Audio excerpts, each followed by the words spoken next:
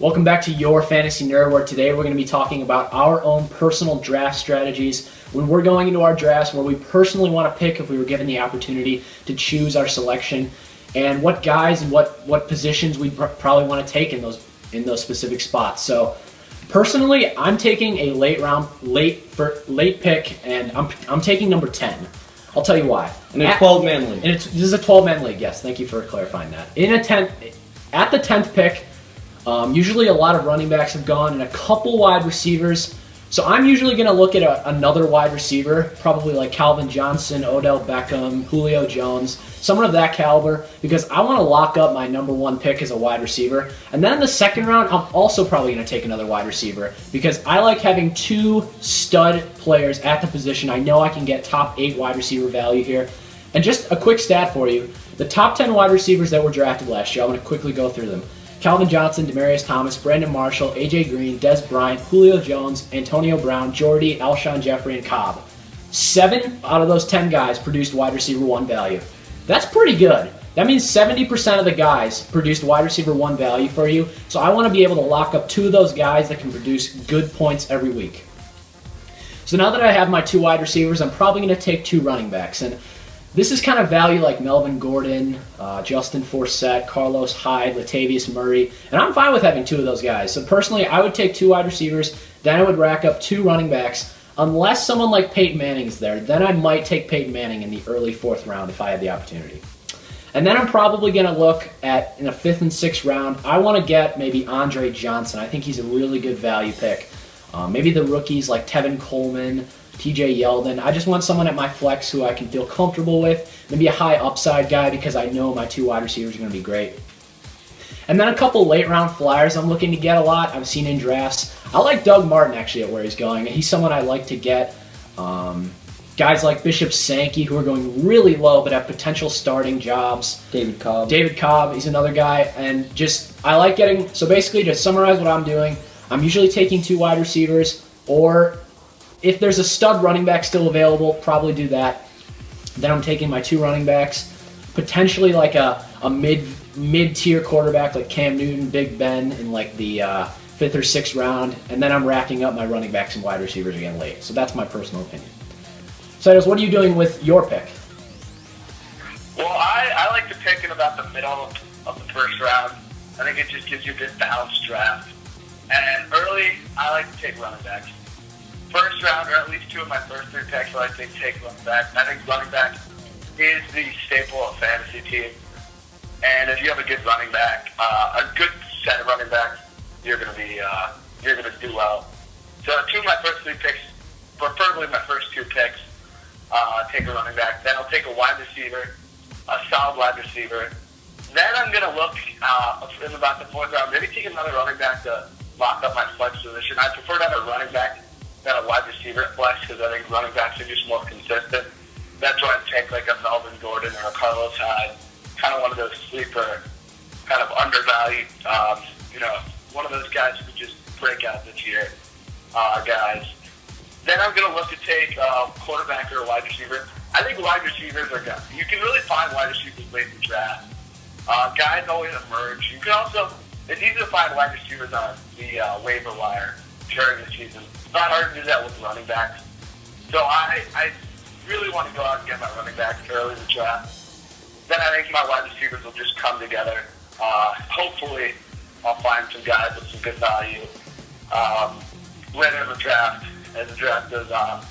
I'm liking 3rd round DeAndre Hopkins. I love DeAndre Hopkins this year. I think he's wide receiver 1 potential in the 3rd round. So that's definitely someone I'd look to snag if I took my running backs first 2 rounds. And I'm also a guy who likes to take defenses early. I think defenses can win you weeks, and having a bad defense that gives you 0 or negative points can be extremely frustrating. So, especially when they're playing on Monday night and you're winning going in, and if you have a defense you're not confident in, you could lose the week.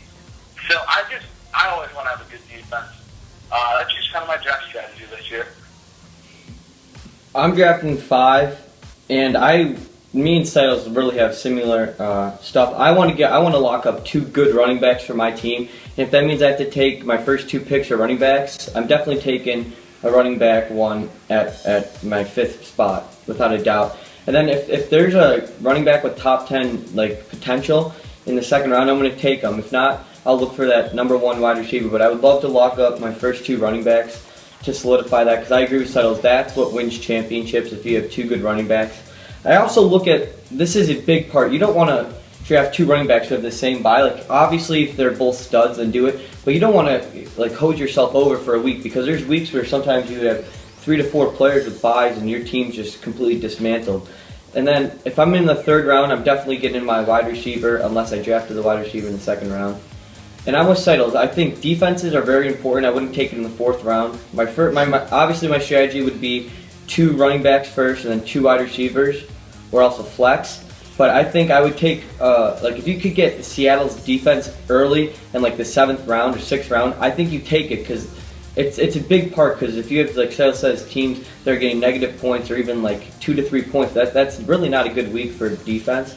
So I think you make a draft board for yourself and you go off that. And if your mind's set to getting a player, you go out and get them after the draft. If you need, that means trading for them, because you need to get your 2 running backs. Because I think that's what wins championships.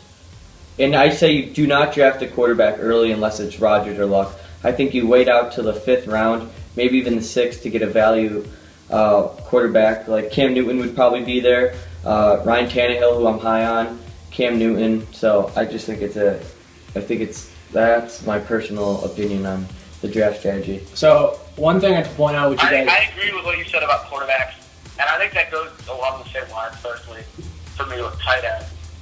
Do not draft them early unless they really pump you and they're just falling, and it's almost impossible to resist. I mean, you need a good tight end too. Like a guy who gets 4 to 6 points is actually, like, it's not terrible for a tight end, because you see tight ends go out there and get maybe 1 or 2 points. Like we were saying, if you have the chance to get Gronk and say you already have an RB1, I say you go out and get him. I do, because there's not a lot of good teams that have great tight ends on the team, and I think running backs, obviously, if they have 2 huge weeks, that's how you win a week. But if you have a good defense that week and a good tight end, usually teams don't have that. Yeah.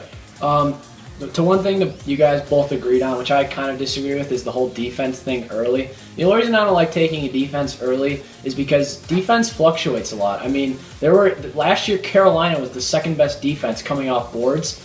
They were like outside the top 15 as a defense. So there's just defenses they come and go all the time, except for Seattle, which is kind of a staple in fantasy as your number 1 defense. That's why I'm saying if they're there at 6 or 7, I say you take them. I understand that, but everyone else I'm kind of staying away from until I can get like my 15th or 16th last 2 picks I'm taking in defense. But doesn't that happen with just all positions? Like, guys are top 1 year, then they go down the next. I mean, I mean, if you pick a bad defense, you're not going to find any good defenses off the waiver wire. I can promise you that. I actually kind of disagree, only because I think defenses is kind of dependent on who is playing, like a Jacksonville, Tennessee. If you're playing those teams, you're most likely going to get a couple picks, maybe a fumble or 2. Yeah, you're going to get your sacks. I mean, Washington was an easy defensive. Jacksonville's a great defense. Oh yeah, you guys are gonna keep talking about that. Okay, but anyway, Washington. Whoever played Washington last year, I guarantee got a lot of points, because RG3 got sacked 5 times a game. So those were 1 point each right there. So I just like doing that strategy of taking whoever's playing Washington or Tennessee or Jacksonville. That's why I didn't win the championship. Yeah. Who's your defense? Me? Didn't you have Carolina and then you? Yeah, I drafted them early. Yeah. Yes, you got rid of them, and they ended up having someone else. I had the Ravens the whole year. Yeah. They did the job. Yeah, exactly. See, no one drafted them. But anyway, you guys personally didn't like taking quarterbacks early. Do you want to talk about that a little bit? I just say, I'm not saying you don't draft quarterback. I just don't think, unless it's Aaron Rodgers or Andrew Luck, you don't draft them too early. I think you need to get your 2 running backs and 2 wide receivers. If you take them in the 5th round, I think that's good. But I understand if you're in the 3rd round and you have an RB1 and a wide receiver 1, I can understand why you would take Rodgers or Luck, but I don't think they'll be there in my position in the 3rd round, which would be an early 3rd round pick. So I guess it could work out, but I just think that you can, I took Russell Wilson really, really late last year, and I know he struggled. He picked it up at the late end, but he got me to a championship. He was great last year. And that was a value pick, and I could see the same from Winston or Mariota. We'll get into that. And I think a guy like Tannehill, Newton can do the same exact thing in the same spot. So, What do you think, Silas? I think my motto is just don't reach for a quarterback. You can get, if you just get one, don't, never overvalue a quarterback, there'll be quarterbacks sitting there, always waiting. The thing about other positions, like running backs, is so if you're in a 12-man league, you need 2 of them in each at position. least 24 running backs plus guys that flexes. So some teams may not even have a starting running back in one of their starting slots, but there are only 12 quarterbacks who will be able to play. So there's always out of 32 starters. So I feel like there's always just quarterbacks on the market. And it's easier to find one than it is with other positions, which are higher demand for. And I 100% agree with them because we had an example of that last year. A kid's number 1 running back was Trent Richardson, which is just unbelievable. So Yeah, he was like a 5th round pick. I'm not saying don't take a running back till round 5. well, yeah, obviously I'm just that saying, was just poor drafting. yeah, that was just stupid anyway. But and then one more quick question before we end this: do you guys prefer taking depth? So do you take full running backs before you take a quarterback, or do you like to build your starting lineup? Depends who's on the board. I'm going to have a draft board and I'm going to go off that. And if I'm doing best player available this year, that's what I'm going to go by. And I say, I really, if there's, I would 4 running backs would be a little too much before I get a quarterback, but 3 is fine with me. And I think, like we've been both saying there's so much depth at the quarterback position. And I mean, there's so many running backs who are going to be off the board, and if you can get the depth guy as your 3rd running back as a flex, or even if you have another wide receiver at a flex and you have him on the bench, I think that's fine. Like a LeGarrette Blount, you could have on your bench, and I think he's a very good value pick. Yeah, I've always been with you guys. I've always been taking 2, 3 running backs in the first 3 rounds. This is only different this year because I find myself saying I want 2 guys that I know are going to be great. Running back, I mean, look at last year's top 10. There were about 5 guys here that didn't produce what they should have. LaShawn McCoy, Adrian Peterson, That's going to change. Monte Ball, Zach Stacy, and Giovanni Bernard. None of them produced RB1 value. So I'm just... Yeah, but you can also find players who are value picks who produce number 1 value. Right? Yeah, the running back position is so scarce that I just want to avoid it because I know there's going to be guys late in the draft. Like, look at C.J. Anderson last year, Jeremy Hill. I'm not saying there's going to be guys like that this year. There probably will be 1 or 2. Well, Anderson was a pickup. Yeah, and so Jeremy Hill was too. But yeah. I still think running back is a scary position to look at in the first 2 rounds. And usually you don't get those pickups if your team. Yeah. Usually you're low on the waiver wire if you have that good of a team. So yeah, but going back to my original question about depth or not, I'm personally filling out depth because I know that I'm looking to trade some of those guys. I'm probably going to take my 3 wide receivers and then probably trade my 2nd or 3rd one, depending on which one I like better, for maybe a great running back. So I like to pair guys and probably trade often after the draft. Trade is trade is huge. Get Take the guys advantage of people. If you have your mindset to getting a player, you do whatever go with your instinct. Do what you can. So it's like an even trade, though. I'm not saying give up too much to get the guy, but get the guy if you want him. Because if you really think he's going to have that good of a year fantasy, go out and get him. Yeah. Silas, do you like depth or starting? It depends. If the depth is, I like depth when there are guys who can break out. Guys on the board. If you have 2 running backs and you have a rookie you want to take a chance at, and you only have 1 wide receiver, go for the rookie running back. But if you're just adding depth for the sake of depth, just because you think there could be an injury, I think you just go with the guy that's higher on the board than just adding depth because you're scared of injury or just other reasons like that. Yeah, that's a good point you made. I never thought about that. The idea of only taking depth if the player is worthy of a breakout. I think if you're drafting just a straight backup for no reason, like if you're just going to draft Lorenzo Taliaferro for no reason unless he's a handcuff, I agree. I think there's no point of drafting that except that's why rookies, I think, go so Rookies late. are kind of crucial, I think. Yeah, I think rookies going early is a big thing in fantasy. If you can find that great rookie, I think you're in for a great season.